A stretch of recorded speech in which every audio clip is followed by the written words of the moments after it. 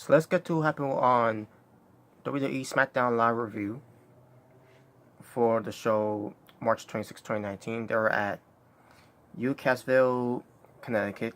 Your commentators were Tom Phillips, Byron Saxton, and Corey Graves. So the show opened up with the New Day, which, Kofi Kingston, Big E, Xavier Woods, they all coming out there, doing their dancing and gyrating and then doing pancakes and all that. Guys that are supposed to be serious about what happened with Kofi Kingston last week and everything. And then they came to the ring, and then all of a sudden they almost started acting serious after they stopped doing the dancing and gyrating. Because Xavier Woods says if they can be serious for a minute. Basically pulling off a Lamb Storm. Because if you remember Lamb Storm, his catchphrase always in WCW and his time in WWE, if I could be serious for a minute. So Xavier Woods decided to go if they could be serious for a minute, basically. So basically they cut a promo, for nearly 5 years, the New Day's been around. Yes, they've been around for that long. If you can believe that. They've been around longer than the Shield. And to a degree, you could say they've been around longer than D Generation X.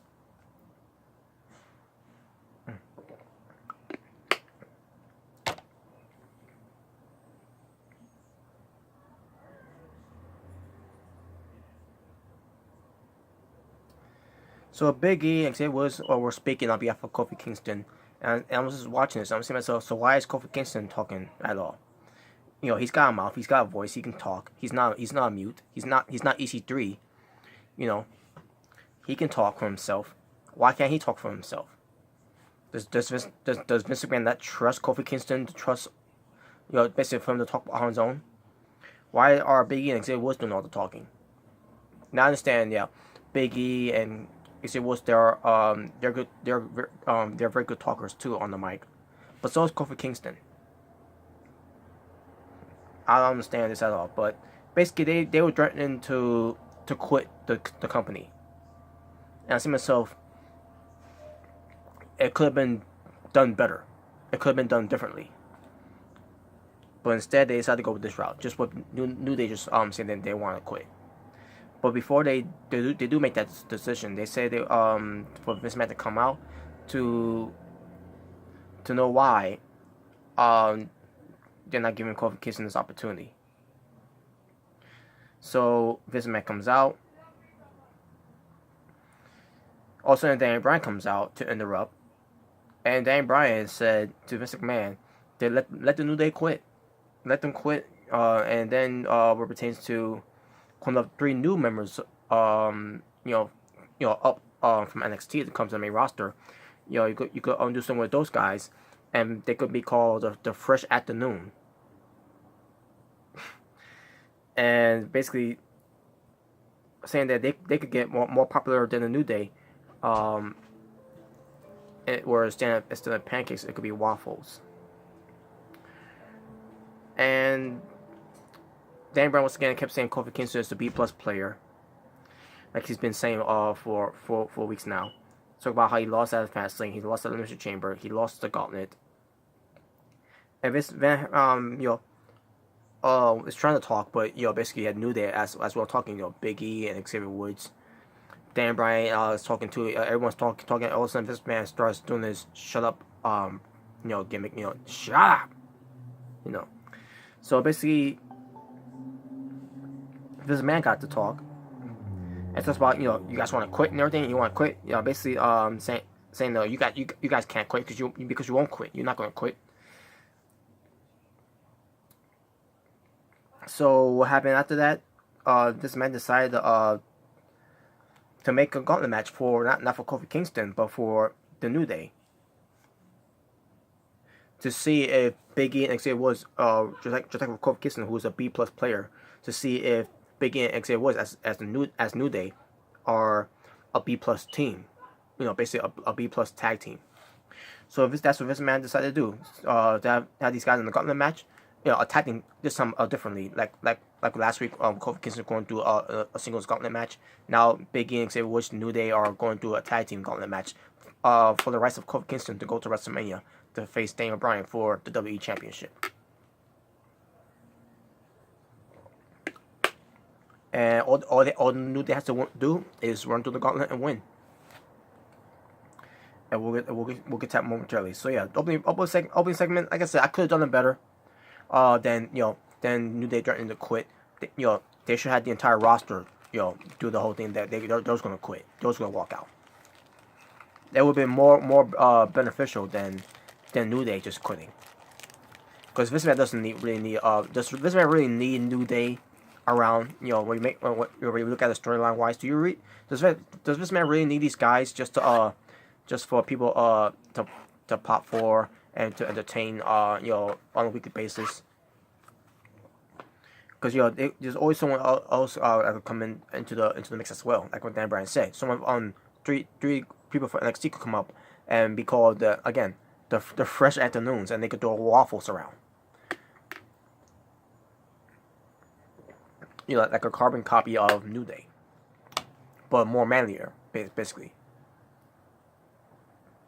Because the way the New Day's been carrying himself, not been a fan of it. But yeah, but either way, we'll get to that later on. The gauntlet match that took place, the tag team gauntlet match, basically. Where pretends to run through the entire tag teams. You think, by the way, you think that they're gonna run through the entire tag teams. That's not the case at all. We'll get to that later. So Becky Lynch is being interviewed by some blonde chick who's from NXT, who does some interviews too. I can't remember her name. I don't think they even mentioned that she was her name at the time on NXT, but she's there on SmackDown. I think she may have been on Raw at one point too, or something. Maybe I could have been wrong, but anyways, so she interviews Becky Lynch what pertains to the main event of WrestleMania for the women's, basically for Ronda Rousey, Raw Women's Champion versus Charlotte Flair versus Becky Lynch. And basically, Becky Lynch makes a case about what pertains to the main event of WrestleMania, where Ronda Rousey is the Raw Women's Champion. Becky Lynch is who won the bragging rights of the Beat the Clock challenge on that, which again made no sense too, probably folks. When you really think about that, made no sense. Where they had this Beat the Clock challenge, but they never explained what was the reason behind that. Not when they announced it, not when the commentators on were talking about it too as well. They didn't. There was no purpose of that. There was no point of it. So I was thinking to myself at the time, what's the point of this? Like it's not gonna advance the main event of the women's for the women's for WrestleMania. It was all just about bragging rights for who could win matches, who can win the matches faster, I guess. It's ridiculous. Thirsty. Anyways, point is Becky Lynch is bringing up some things that Becky Lynch and Charlotte Flair, that Becky Lynch and Ronda Rousey is bringing something to WrestleMania, and saying what Charlotte Flair is bringing because she's a third wheel and everything, and I was like, thank you. She is the third wheel because when it pertains to the third wheel, she's what's the word I also used before too, an afterthought. She was an afterthought on this whole thing with Becky Lynch and Ronda Rousey. That should have been the main event for WrestleMania, not with Charlotte Flair in there. So as Becky Lynch continued talking about this, how Charlotte Flair is also undeserving. Charlotte Flair's music hits. She comes out, and this is the part where I took my earbuds off, but instead I decided to keep it on because Charlotte Flair says that they're real, undeserving, and she says she'll show how undeserving she is, and then she goes, "Woo!" Charlotte, being Ric Flair, her like a dad, but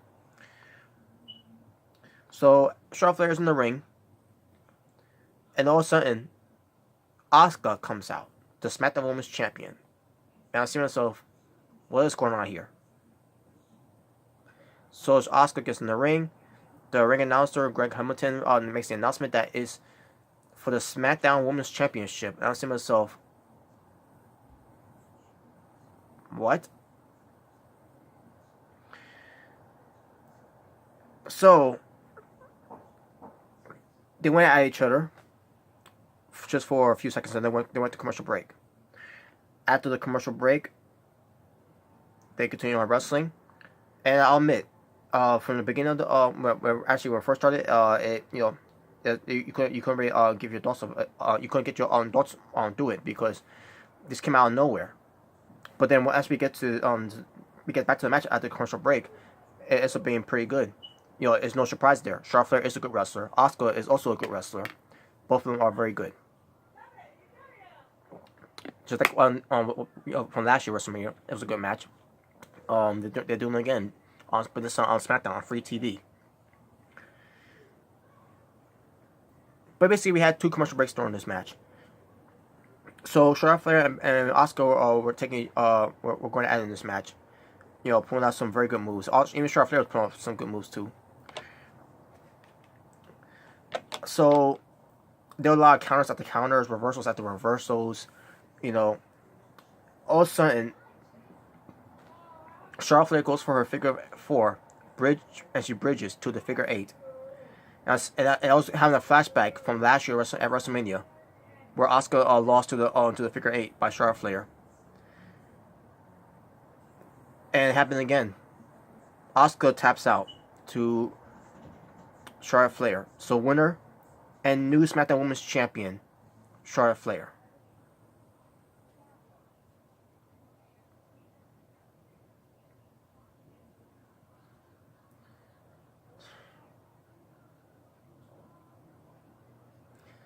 And that was the opening match for SmackDown. And how do I feel about this? It was bullshit. At the same time, Asuka's reign of SmackDown Women's Champion didn't mean anything at the end of the day.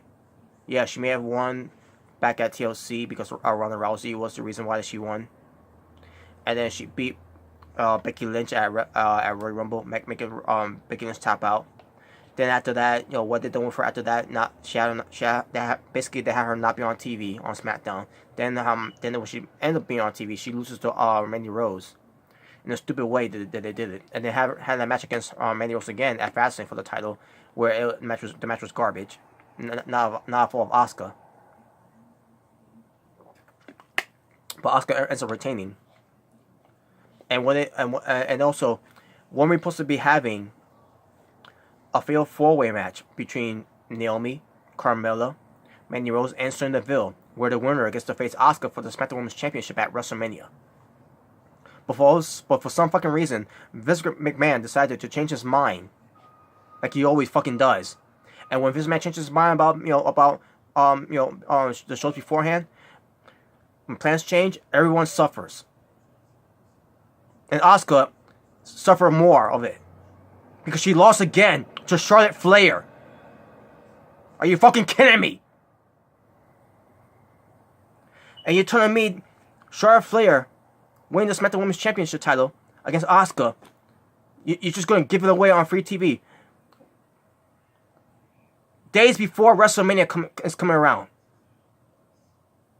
Why couldn't this be the match at WrestleMania? What was the point of Charlotte Flair winning the SmackDown Women's belt? And then there was report out there that the reason why they did this, so that Charlotte Flair could go in at WrestleMania for the SmackDown Women's title as Ronda Rousey, who's Raw Women's Champion, so they could unify it. Well, that's great for that. After they fucked up the storyline, by the way, after they fucked up the build for that main event for Becky Lynch and Ronda Rousey, and then Charlotte Flair had to be added into it because the McMahons couldn't help themselves. But where's this leave of Asuka now? In the Women's Battle Royal? That's probably gonna be on the fucking pre-show.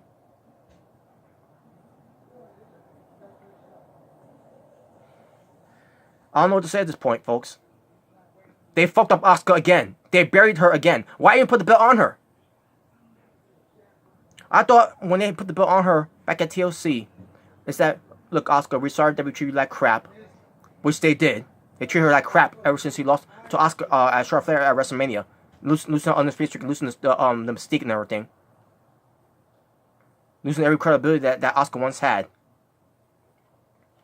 So this, WWE, we're sorry about this. About everything we put you through. So here's your compensation prize. Here's the SmackDown Women's Championship belt. 8 months later, and I thought from there it was gonna be better for Asuka, but it turns out it wasn't. When you look at it, folks, it really wasn't.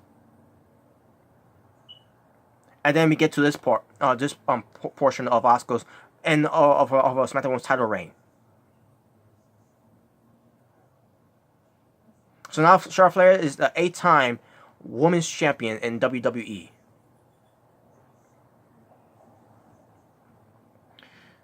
And fuck Charlotte Flair for saying in the match to Asuka that you're not that special or something like that to that degree anymore. She don't give a fuck about Asuka. Not even the WWE gives a fuck about Asuka. Asuka at this point should just fucking go.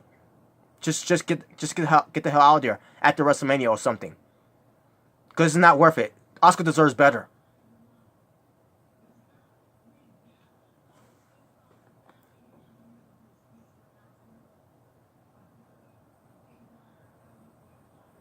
And now moving on. So we get AJ Styles backstage. He's interviewing about Kurt Angle. Because it's going to be AJ Styles versus Kurt Angle during Kurt Angle's farewell tour. AJ Styles, he is honored that he's going to be facing Kurt Angle in his last match on SmackDown. Saying that Kurt Angle may have had laid the foundation. But he says, AJ Styles, this is the house that AJ Styles built. Basically what pertains to SmackDown. Also puts him over that he's a Hall of Famer, has a great career and everything. And there you go. So we get AJ Styles and Kurt Angle having a match. They shook hands. They hugged. Kurt Angle goes for a German suplex. Kurt Angle goes for the Angle Slam over AJ Styles to counter. He goes for the calf killer. Kurt Angle goes for the ankle lock. Basically gets out of it. Styles pushes Kurt Angle, and gets out of there. Basically, and sends Kurt Angle to the turnbuckle. Excuse me. And also Randy Orton comes out of nowhere with an RKO onto AJ Styles, meant to say. Causing a DQ, so AJ Styles wins by disqualification. And Randy Orton continues to attack Kurt Angle. AJ Styles, excuse me. And then Kurt Angle attacks, basically saves AJ Styles, giving Randy Orton a botched Angle Slam. It was botched, folks. It looked terrible. All we can say is thank God he's retiring, because he looked like he can't hang anymore. Where pertains to doing moves correctly now. Hell, he was even struggling trying to get in the ankle lock on AJ Styles. That's how badly Kurt Angle is right now in wrestling.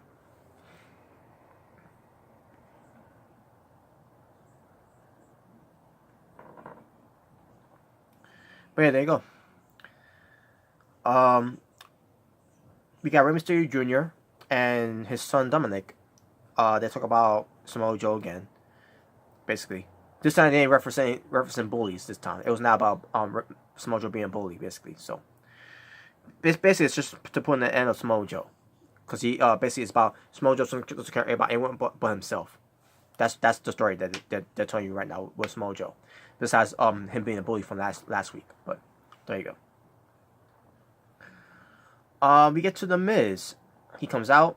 He basically said almost like the exact same thing for last week, or pertains to Shane McMahon, about what he did to his father, and to him. And then he says that at WrestleMania he wants the match between Shane McMahon and himself in a Falls Count Anywhere match.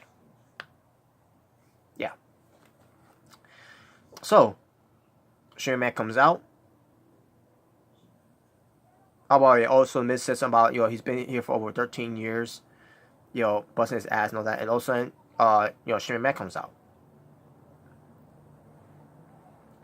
But Shane McMahon didn't come out yet, by folks. First we have security's coming out. They basically blocking the aisleway, and then we got let me see who. I'm pretty sure it was either Epico or Primo. Okay, it was Primo coming out of catering, along with Sean Benjamin, and along with Sandy. basically taking the time away from catering, and they're in their wrestling gear, by the way. Same guys that has been featured on SmackDown TV for a long ass fucking time, but they're in the wrestling gear. Basically, they're blocking the stage way because Shane McMahon comes out now.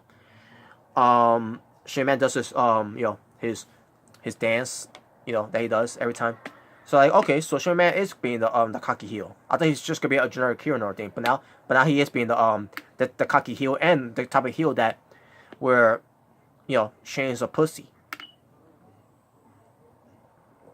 But in this day and age, you can't say that, because it's PG now, and also we're living in the PC world, and in WWE right now. That chant was a big deal for where pertains to Shane McMahon back when he was a heel, back during the Attitude Era and the Invasion Era, and there you go. So most likely in the Invasion Era, because it was more like. It was most likely Shane McMahon being called Shane's a pussy during that time. So, but because he was he was being a cowardly heel. That's the reason they were chanting Shane's a pussy. But anyways, so Shane McMahon cuts a promo. Basically, he said the securities are it's not for his protection, it's for Mrs. protection. And Shane McMahon reflects about what he did to the Miz and the Miz's dad. And basically he makes the match official where it pertains to a false count anywhere match, basically. And Shane McMahon says that the biggest Miz stake, you see that's what Shane did, basically, but I'm going what he said there. Shane McMahon was saying, because the Miz and Miss, so he says the biggest Miz stake in the Miz's life is that when they gave birth to the Miz and basically the whole where George McSannon impregnated the Miz's mother, and then out came the Miz, who was a mistake in life. So this pisses off the Miz. He goes out there to try to get the Shane McMahon. He beats them on the securities, beats all of them up. And then Sean Benjamin goes, Primo goes after the Miz, only gets sent by the steel steps, and that took him out for a long time. Okay. Then Sean Benjamin comes in. Basically, a wrestler's attacking the Miz one at a time. Miz takes Sean Benjamin out by running him into the ring post, and that took him out for a long time. Okay.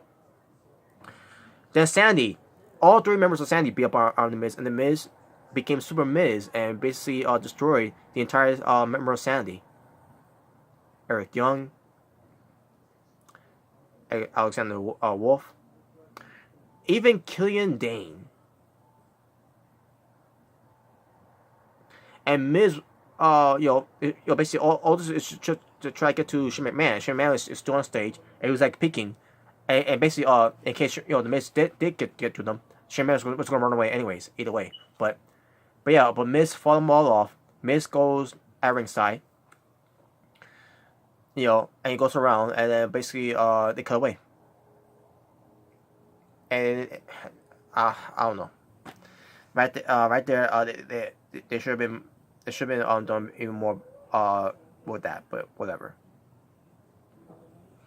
All right, main event time, which is the tag team gauntlet match. New Day versus Carl Anderson, Luke Gallows, basically the club, the Good Brothers, or whichever you want to say, This didn't last like about 2 minutes. It was like under 2 minutes. Gallows and Anderson lost. That tells you right there that they're gonna be leaving. And by the way, the whole thing with the whole rumors about they're turning down a multi-million-dollar deal from WWE if they resign. And and Carl Anderson denied it, along with his son on Twitter, Instagram, wherever it was. WWE just show right there that they did turn down that offer, and how WWE decided to handle that, having them just lose immediately. Wow. So also we get Shinsuke Nakamura and Rusev coming out. They lasted longer than than the club. I guess I don't know for how long, but I'm assuming about 8 to 9 minutes basically. And then Nakamura took the pin by from Xavier Woods. And then the bar comes out. Sheamus and Cesaro. They lasted longer. With the they basically lasted longer, like about what, maybe 12 to 13 minutes with the bar. And they lost. The bar lost. And the bar ends up beating up on Big E and Xavier Woods. And also Big E and was put to a table. About Bobby folks, before I move on, I need to point out who was there to support the New Day, besides Kofi Kingston. Because again, the Gauntlet match is still undetermined who's gonna be. The Gauntlet match determines for the New Day to win, so that Kofi Kingston could go to WrestleMania to face Daniel Bryan for the WWE Championship. For WrestleMania. So yeah, here are the names that were there backstage.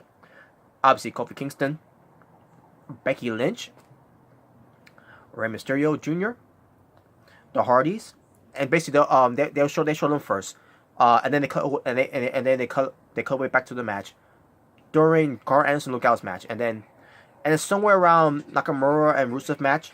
Also, we see Nikki Cross there. We see the Fabulous Truth, which is Carmella and R-Truth. And then when it returns to the bar, also they show Naomi there. They show The Miz.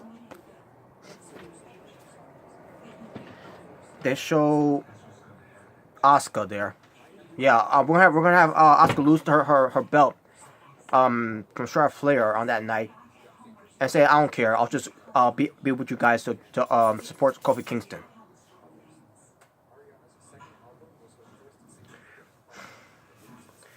Mustafa Ali shows up too. And they're not calling him by Mustafa Ali anymore, folks. They call him by Ali now. That's gotta be the most stupidest decision that WWE has ever made. And they made a lot of stupid ones too, but this is stupid.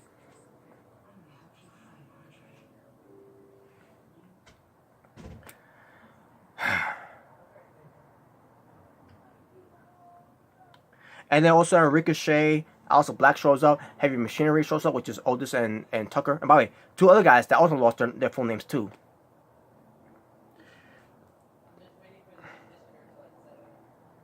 So, that being said, so now let's get back to the Gauntlet match.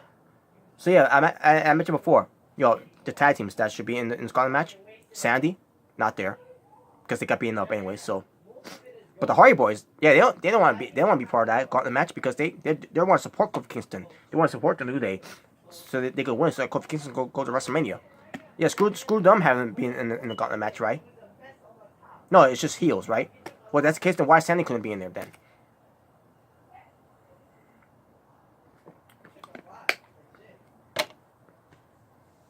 Oh, Bobby, I know something here too, folks. I want to go. I'm sorry to get off topic here, but I'm gonna get back to Carl Anderson, Luke Gallows. You know the whole thing when they do the too sweet sign. This whole thing when they do the whole fist bump and they do this. Well, I noticed when they came out there, they didn't do that. They didn't even do that. They went like this. When they did the fist bump and then they did this. That tells you right there that WWE is burying these guys, and because they turned down the offer. WWE's gonna just bury them and not care about them anymore. What does AJ Styles think about this, by the way? Here's the thing about AJ Styles. He signed a new contract. It's a better offer that Anderson and Gallows got when they turned it down. And on top of that, AJ Styles got a new puppy.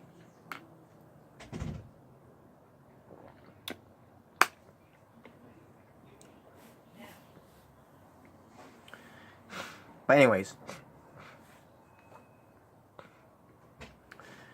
So, yeah, back to this now. So the Usos comes out. They start, coming out. they're talking a big game. All of a sudden, they get a microphone, and I knew where this was heading. So they see Big E and Xavier Woods, being already beaten down, especially Big E, pertains to him going to the table. So basically, they said, they've been through war against the New Day, and basically saying also they also support Kofi Kingston. They they want to see him go to WrestleMania for the WWE Championship, and they said, New Day, you earn our respect, and we forfeit. And basically, they're referring to everything that New Day and the Usos been through from 2017. What's 2017?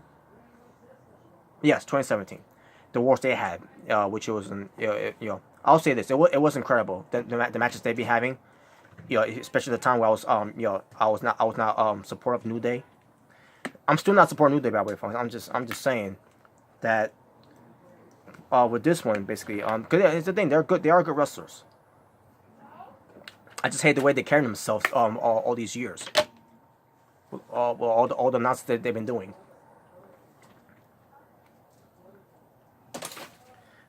But yeah, I enjoy. I like that though. The Usos, they're supposed to be heels, and they also I guess they turn on faces on that night now. Maybe because think about it, they were kind of heels a little bit against Shane McMahon and The Miz, when they were teamed up and everything. You could say kind of they're heels, but or you could say or no way you could say but they're betweeners. So when this happened, Dan Bryan and Rowan backstage are losing their minds. Dan Bryan and Rowan throwing stuff around the TV monitors, big TV screen basically, not monitor, chairs and all that. And Dan Bryan would do a chair that almost hit Rowan, and then the TV that apparently that was supposed to be broken that went down. Also, I saw on the TV, there was one on the TV screen, and all of a sudden it looked like it was not broken at all. Like, wow, that must be more strong TV. But Daniel Bryan was like he's losing his mind because he does not want to face Kofi Kingston at WrestleMania. He's like, this is bull crap and everything. Okay, and then we get to the final tag team, which is Daniel Bryan and Rowan. So they had a match. I forgot how long this lasted. I guess you could say for almost 10 minutes, maybe. Or maybe about 8. But anyways, so I'm thinking to myself, how the New Day is going to win this one here? So basically, Rowan tried to put Xavier Woods to the table, broadcast table, basically, like he did with Kofi Kingston last week. And Dan Bryan was taken up on the match, by the way, because of Xavier Woods. Big E, he goes to, I'm trying to remember how he did it.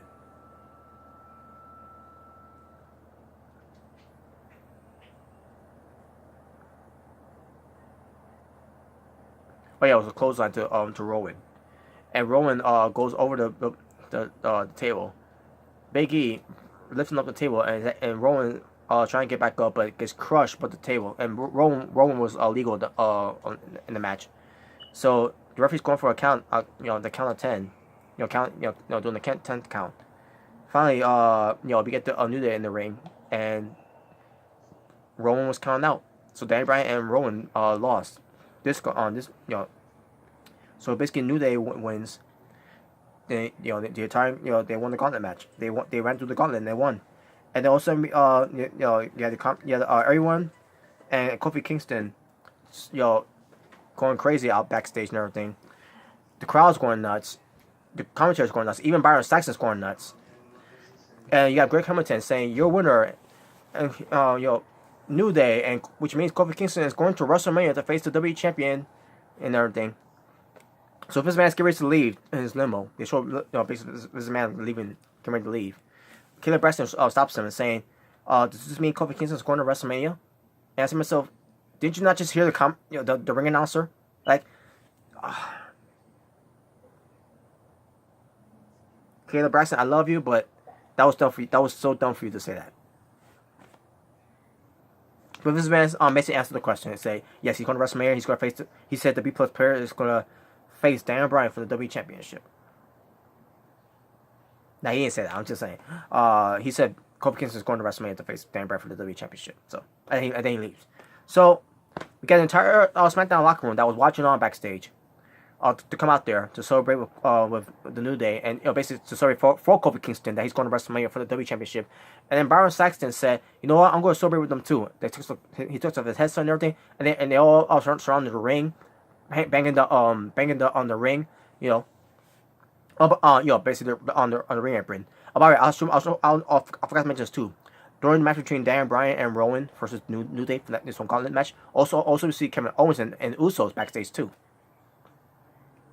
So I forgot to mention that part. So, but basically they all came out anyways to celebrate with the New Day for Kofi Kingston, because Kofi Kingston's going to WrestleMania to face Daniel Bryan for the W Championship, and then you see Daniel Bryan right there, looking in disgust that this whole thing happened. And and that was the show for SmackDown. Talking about wrestling for SmackDown, 3 matches. My overall rating for the show, I'm gonna go 6 out of 10. Yeah, it was a good show. I still didn't like the fact that Asuka lost the WWE SmackDown Women's Championship to Charlotte Flair. And that was WWE SmackDown Live from March 25th, 2019.